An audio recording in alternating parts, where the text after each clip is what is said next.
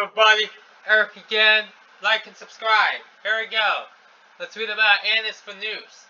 Annis for Noose is the 14th novel in Sue Grafton's alphabet series of mystery novels and features Kinsey Mahone, a private eye based in Santa Teresa, California, although much of this novel's action takes place elsewhere in California.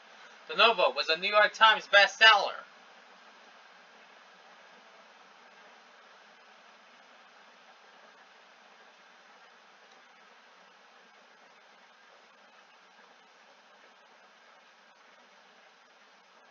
Plot summary. The story takes place mainly in the small-town mountain community of Nata Lake, California, where Kinsey has inherited a client named Selma Newquist from her periodic boyfriend, Robert Dietz.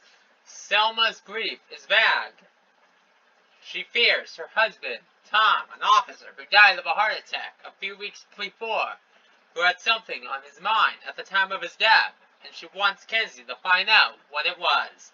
With very little to go on, Kinsey finds the residents of the insular community are not forthcoming. She finds Tom was held in high respect, while reactions to Selma range from tolerance, for Tom's sake, to downright dislike. Tom's colleagues in the sheriff's department, including Tom's partner, Waffer Lamont, and brother, Macon Newquist, close ranks around his memory. Their respective wives, as well as Selma's 25-year-old son, by her first marriage, Brand, are more helpful, as is California Highway Patrol officer James Tennyson, who found Tom's body. A search of Tom's home office reveals nothing more than some doodling and a list of phone numbers, but it seems someone is worried about what Kinsey might find when she is first threatened by a masked driver, then attacked in her hotel cabin. Retreating to Santa Teresa, Kinsey finds Tom was interested in the case of a petty criminal, Alfie Topp, whom he had traced to a hotel in Santa Teresa before Topp died in what might have been a murder or a bizarre suicide. Topp's unusual death has curious similarities to that of a prison associate of his, career criminal Percival Pinky Witter, who had died 5 years earlier, but whose body was discovered only shortly before Topp was killed. Kinsey traces local sheriff's department officer Colleen Sellers, who informs Kinsey that Tom was suspicious that someone close to him was responsible for the deaths of both Tooth and Witter. When she also finds out that one of Witter's daughters, Margaret, worked for Tom at the sheriff's department, Kinsey returns to Nata Lake to wrap up the case.